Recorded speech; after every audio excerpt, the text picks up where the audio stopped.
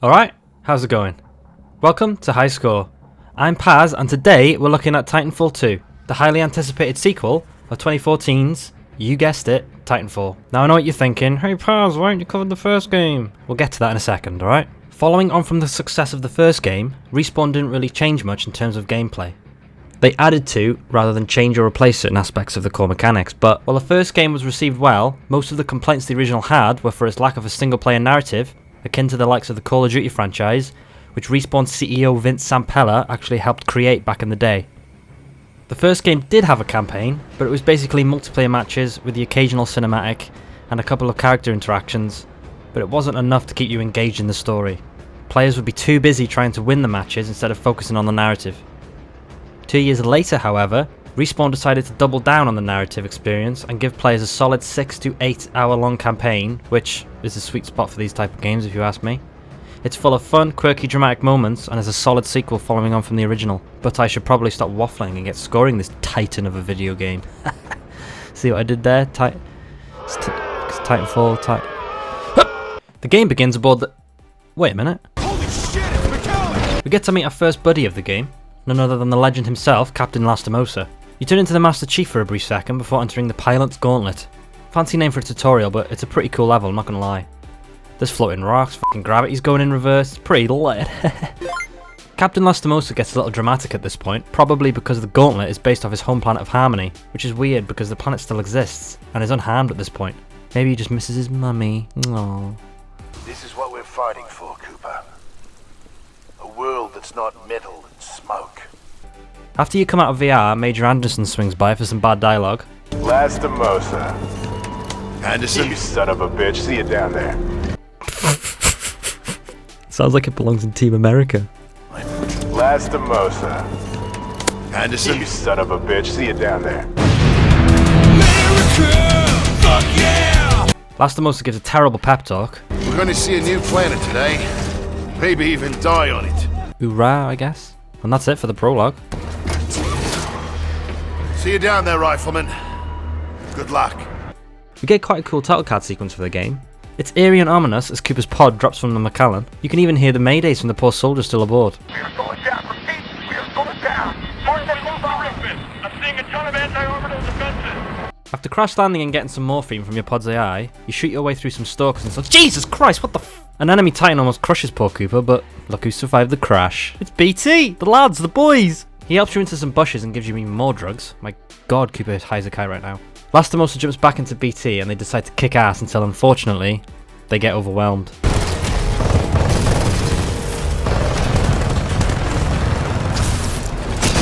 These scenes are pretty sick to be fair, it shows how OP Titans can be with a decent pilot. Cooper passes out but regains consciousness, and here we get to meet a couple of our villains. Fluffy boy here is Richter, and the guy with the mediocre South African accent is Blisk. Leave the corpses alone, you sick bastard. They're both mercenaries, but our boy Blisk over here, who was actually in the first game, returns as the main villain for the sequel. But don't get your hopes up too much over these guys, because most of the villains bar one are pretty weak. Cooper passes out again, but fortunately he's woken up by his new alarm clock. These little guys are definitely the planet's wildlife, but they do have a striking resemblance to that giant dog thing in Avatar. Come on, you can see it, right? Just as these guys are about to have breakfast— holy shit, he's alive! BT stumbles to his feet, ejecting the good old captain to the floor. He elegantly rolls out of BT and appears to be in pretty bad shape. Now for some reason this bugs me, because Lastimosa doesn't show any signs he's fatally wounded. Yeah, BT got wrecked from behind, but he just rolls out with a bloody lip and then he just dies. Probably from a lot of morphine that's kicking about everywhere. Just before he dies, he transfers BT over to Cooper, making him an active pilot. I feel like they killed Lastimosa off too early. He could have been a somewhat of a father figure, mentor to Cooper, making his death have a bit more of emotional impact, but instead they chose this direction. I mean, it works, but I wish I could have seen more of the guy. Where did he get that scar? How many battles have they gone through? BT mentions that Lastimosa has been his active pilot for over a year, but I want to know what they went through. Give me some fucking lore. Anyway, Cooper sort of buries Lastimosa, but come on. It's pretty pathetic. Those Avatar-looking hounds are just going to dig up his corpse and tear his carcass to shreds like a bit of cheese string. After the funeral, Cooper is then tasked to grab some power cells to power up BT, and don't you worry about that, he's not going to let you forget it, trust me. Power low. Insufficient power. Power low. Insufficient power. Power low. Insufficient power. Insufficient power. Here you go, BT, here's your first power cell. Sure, you can talk a little bit now. Power low. Insufficient power. Right, there you go, shut up now. Are you alright, pilot? Here he is. Now the game gives you these dialogue choices, and while they are a nice addition, they don't really change the relationship with BT depending on what you choose. You end up going through both options most of the time, but it's still great to see the interactions with the characters, and you do get a chuckle out of a couple. I advise against turning yourself over to the IMC. Voice pattern analysis indicates they are lying. You don't think I'm that stupid, BT? Undetermined. I've got to give the actor for BT, Glenn Steinbaum, some recognition. Come on, listen to that voice. The dude hasn't even done that much stuff. He's got like 7 actor credits to his name. After finally getting the last cell and powering up BT, my dude is fired up. Please embark when ready. Thought you'd never ask. This is where the game really shines, the Titan combat. The game gives you different loadouts as you progress through the game, and allows you to go back to different ones depending on your playstyle, allowing you to take your favourite loadout over to multiplayer if you really enjoy one class. It's what the game does really well in this department. It's satisfying, brutal, and what the game will be remembered for. It never gets old. Upholding the mission of the late Captain Lastimosa to rendezvous with Major Anderson, Cooper and BT make their way through a water reclamation facility, assisting the scattered militia from the downed James McAllen. You manage to find a Titan upgrade, which I think someone likes, I am 50% in love. until your path is blocked by a flow regulation gate, wherever that means. Opening the gate forces Cooper and BT to split up, pushing them deeper into the facility until they can regroup. A voice comes over the intercom, and they're clearly off their head. Come on, BT, who was that? Accessing files. Kane, a mercenary commonly affiliated with the Apex Predators, a well-known narcotics user and supplier. Cheers, big guy. All the best. Teabagging this guy, Cooper makes his way to this poor soul, who you can take out with a brutal finishing move. Christ, these are brutal. You stumble across a group of stranded militia fighters, and they're glad to see your face. Helmet. Except maybe this guy. Why are we still here? Just to suffer? You help them fight off a bunch of enemies and continue on until you finally regroup with BT. Cooper and BT finally face Kane, who they beat in about 90 seconds because he's dog shit. Before leaving, Cooper rips out the communication device on Kane's helmet so they can eavesdrop on Blesk and other IMC scum. Just kill him. No, don't! Alright, God, chill. The duo go from one facility to another. Jesus Christ, how many facilities are there? But they're still on track to rendezvous with Major Anderson. Yes, I still remember BT. They listen in on some INC chatter and get introduced to a new boss called Ash. Now, I think Ash should have been one of the main villains, if not second in command. She's kind of creepy, and the voice actress does a good job at nailing that creepy, like, robot android vibe. Instead of getting some intel on Ash, we just get some more on Blesk, if you didn't know who he was. Which is a shame, because the art team also did a great job on Ash, as they do with most things in the game. Mate, some of the scenery in this game blows me away sometimes. Continuing on, the duo run into some more IMC scum, but easily dispose of them with this f***ing awesome Titan loadout. They make it to the cargo area, and BT knows a shortcut, so you go to turn on the lift controls, and then he gets captured. Great. Nice one, BT. GG. You chase after him until you get to the assembly warehouse, jumping from platform to platform, which shouldn't be dangerous at all, right? Pilot, this facility is extremely dangerous. Watch for crushing hazards on the assembly line.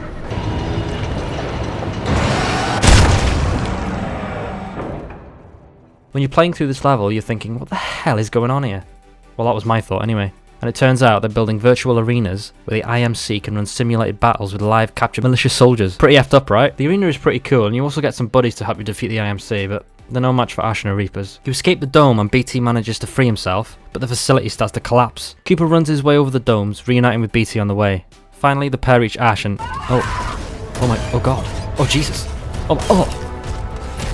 Well, there goes the most promising villain of the game. Now here's where the game actually gets interesting. And when I say interesting, I mean time travel, so make sure you got your thinking cap on for this one. The mission is called Effect and Cause, and it's easily one of the best single player missions I've played in a long time. It's paced brilliantly and super interesting to follow as you get further into the mission.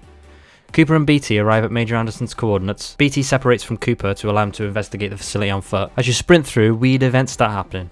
BT explains that these distortions appear to be causing rifts through time. BT is also experiencing these distortions as he's reading his own goddamn data signature from the past. Strange. I'm picking up traces of my own data signature within this area. The distortions must be affecting my scans. Cooper manages to find the son of a bitch himself, although he's not looking too good. How's it hanging? No? Some of the shots in this mission are insane. Cooper gets another promotion, lucky him. We get a bit of exposition of the facility from none other than the militia commander Sarah Briggs, whom you may remember from the first game. In hologram form, she briefs Anderson of the mission, stating that they intercepted IMC comms, telling them that they found something on Typhoon. They detected these time distortions, so they sent Anderson to investigate with the team, but he chose to go alone. And Anderson, you know how much I love writing death reports, so don't go it alone. She did warn you. Recommend we locate Anderson's wrist-mounted device before proceeding. Yes, sir! BT yeets this lamppost at the building so Cooper can gather said device and some intel while he goes through the rest of the facility. You come across some audio logs on the way of different scientists and troops that keep banging on about some guy going through the facility, massacring armed guards in seconds. Dr. Alexander Darren, log 14.6. The intruder has some kind of advanced tech and is slaughtering our response teams. Tyler and Wildlife Research said 2 teams were taken out at the elevator banks in a matter of seconds. By one guy. Weird, I wonder who that could be. Cooper finds Anderson's other half and... Sorry, Anderson. Yeah, sorry buddy. Press LB to time travel. Say no more. This mechanic is only mission specific, unfortunately, but it's such a unique ability and so fun to use that it makes the mission so memorable. It's sick, look how cool this is!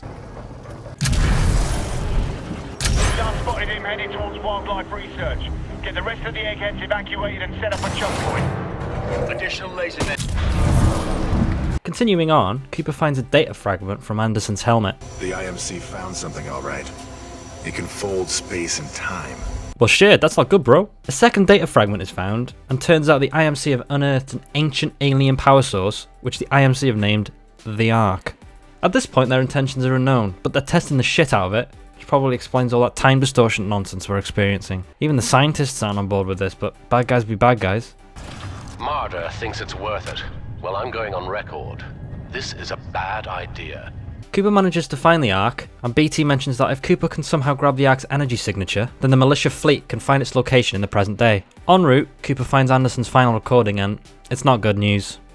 I have to get this intel to Sarah. Yeah, about that. We get a little diagram showing how the Ark powers this new fold weapon, and it seems the power source has entered into a weapon that allows a beam of energy to then bend space-time in order for it to reach its destination almost instantaneously, destroying whatever in its path. Well, that's my guess anyway. Cooper reunites with BT, allowing them both now to travel from future to past and vice versa. They push through waves of enemies until General Marauder, the general of the IMC basically, he's not in the game much, don't worry about it, orders the weapon to be test-fired immediately, causing it to destroy the poor moon of Typhoon, and also freezing time for a brief period. Now the reason I haven't scored anything at this point, and that's because there's so many good things in this mission that I have to wait until the end, and we're not even done yet. Here comes the coolest part. The weapon fires, causing time to freeze, which allows Cooper to finally get close enough to gather the data needed to track it in the present day, and look at this. It's super impressive visually, and I don't think off the top of my head that I've seen anything in a game like this before. Let me know if you can think of one.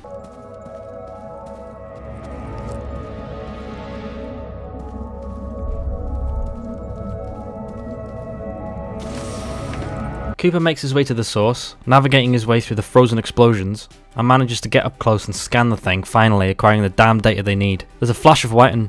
Well done, pilot.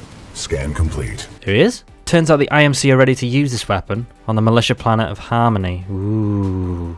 Being the goat that he is, BT has found an IMC interstellar beacon, which the pair need to get to in order to send the data back to the militia. We must get this data to the fleet. Agreed. This mission is so fucking cool, I'm giving it a platinum. I just love how you can switch between times so instantly, using it to your advantage, and also taking in the beautiful scenery that comes with it. You can't argue, it's epic. Cooper and BT make it to the beacon, where they can contact the militia fleet, but the bloody thing isn't operational. Because of course it isn't. BT lets us know that we need an ARC tools to successfully power up the beacon. The facility we're currently in is actually used by Marvins, who are basically droids, think Pathfinder from Apex, but less sentient. They locate one of the remaining ARC tools in the substation of the facility, and it's up to Cooper to retrieve it, but the place is overrun by IMC stalkers. Cooper manages to find the ARC tool, oh, sorry little guy, and starts making his way back to BT. The game has some little puzzles for you to get past, but they're not that fun to be honest. Although it is nice that the game changes things up a little bit from just shooting your way through everything. Cooper manages to jump start the reactor with the ARC tool, and everything seems to be going to plan, until the damn IMC scum show up to ruin your day yet again. Pilot, this situation could use your skills. The relay malfunctions, and it's up to us to get the thing back online by jumping from different areas, all while avoiding toxic gas. Should be fun, right? There is also the possibility of electrocution and disintegration. Okay then.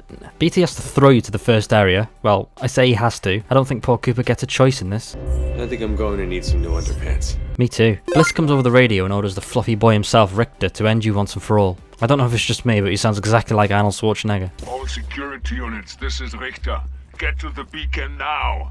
Find den kleinen Mann und lass mich nicht hängen. Traversing higher up, Cooper reaches the dish and replaces the module, but the Mong doesn't realise that the dish will realign itself, causing him to fall off. But we do get another little cool moment. BT! Got you.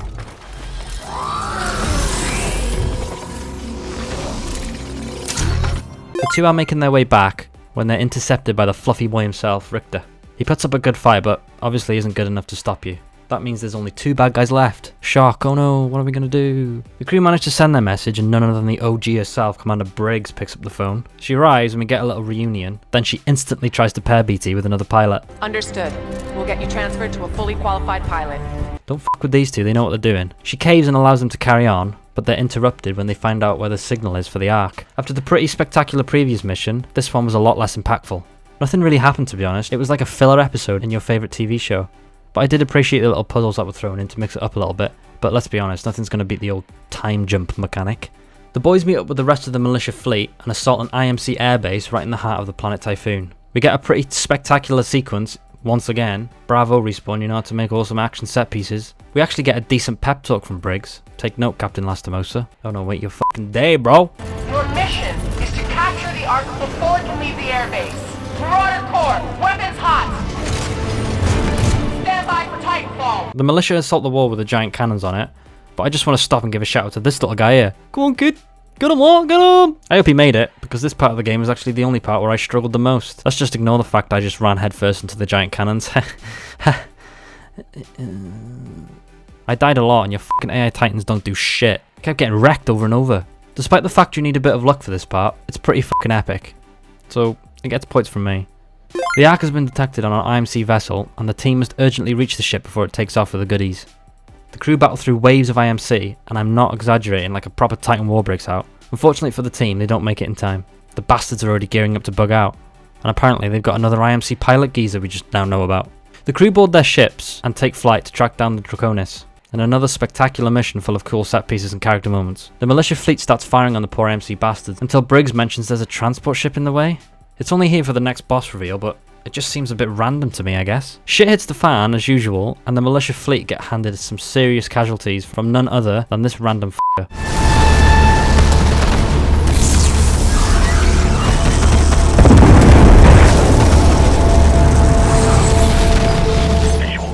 Viper blasts both Cooper and BT off the ship, but come on, you can't kill him that easily. Cooper makes it to the Malta and is tasked to bring down its cannons, but unfortunately isn't able to make it in time.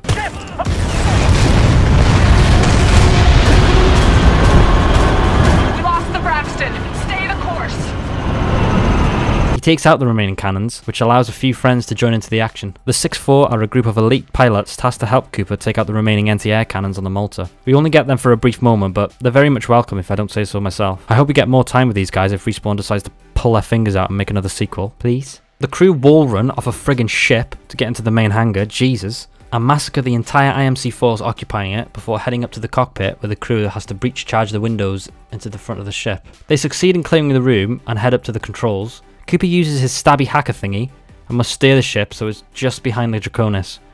It's pretty simple, but you've got the old backseat drivers nagging in your ear. That's too low. Pull back on stick. Yes, I know. You're pulling away from the Draconis. Go left. Yeah, I got it. That's wrong. Head left. I said I got it! BT reunites with Cooper, and it's smooth sailing from here on out, but of course. This guy is a little tough, but I managed to beat him in a couple of tries. I mean, 3. Maybe 4.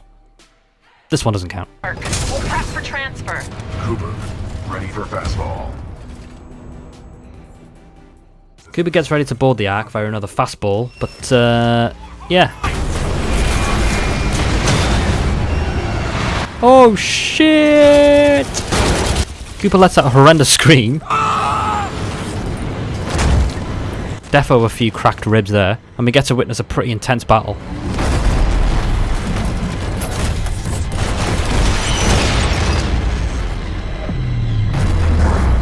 Viper rips BT's arm off, but luckily Cooper finishes the job. Take the shot.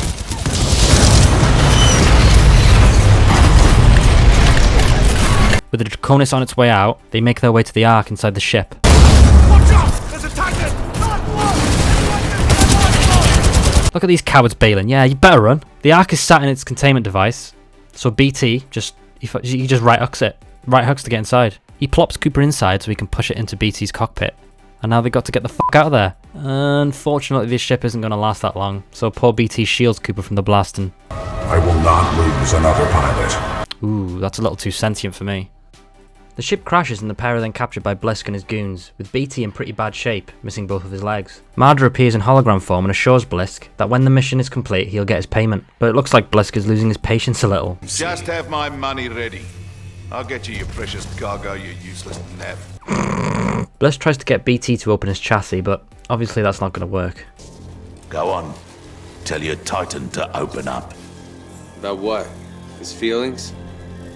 So he goes to room poor BT's Protocol 3. This works, prompting BT to get Blisk to bring Cooper closer to him. He sends you a cheeky message to your helmet. Yeah, BT, I trust you. BT then tries to grab Blisk, but the guy is nimble as fuck and does this little flip to get out of the way. Everyone else, on the other hand, isn't as lucky. I want everyone to go and grab some tissues because this part, it does hit you in the feels. Sloane, Blisk's right-hand woman, walks up to BT and lasers the poor guy point blank in his chest, pretty much rendering our good old pal BT done for. Nice try, lad. Say goodnight.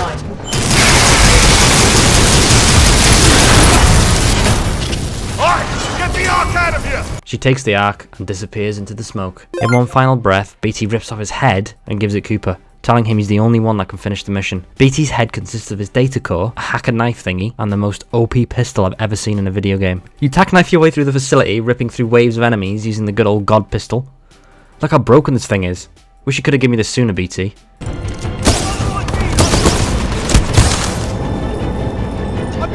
Briggs manages to contact you and sends you the militia's last Vanguard class Titan. It looks different, but what's this? Install data core?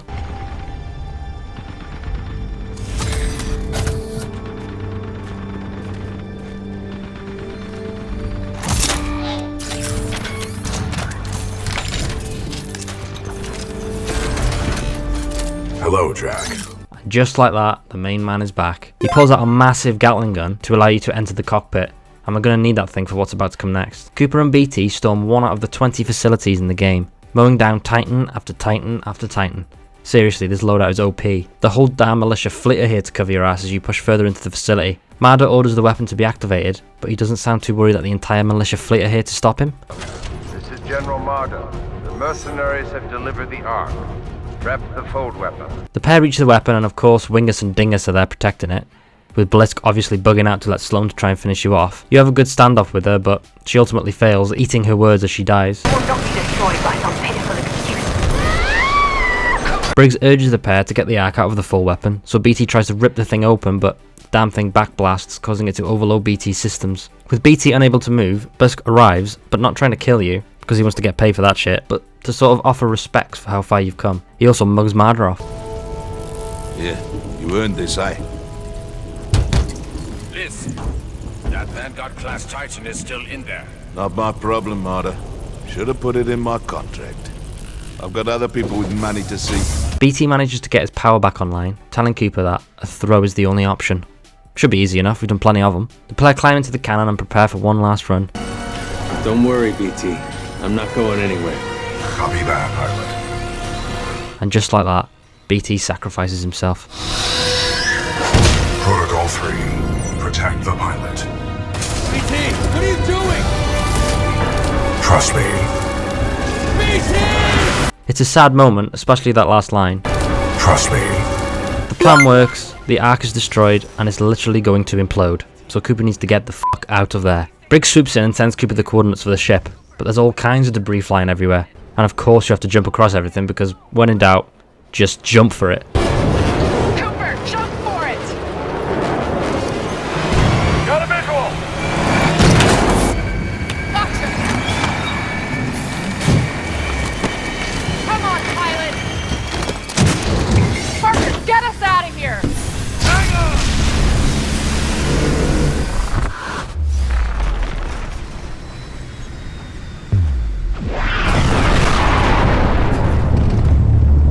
And breathe. We get a final monologue from Cooper. The destruction of Typhon saved the planet Harmony. The militia calls this planet their headquarters. The millions of others call it home. Commander Briggs says I'll be inducted into the Marauder Corps and assigned a new Titan after the techs wipe what's left of my neural link with BT. I don't know what that'll feel like, to get assigned a new Titan.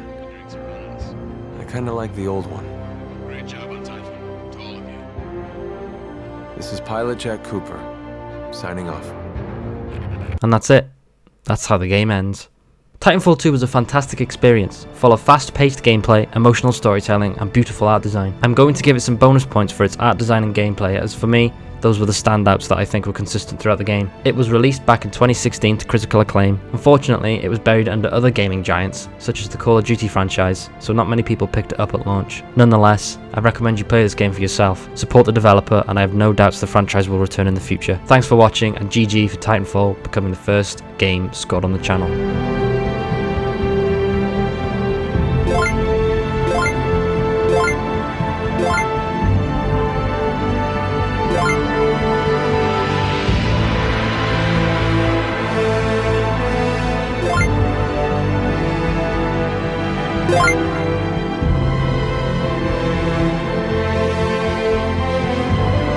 Yeah.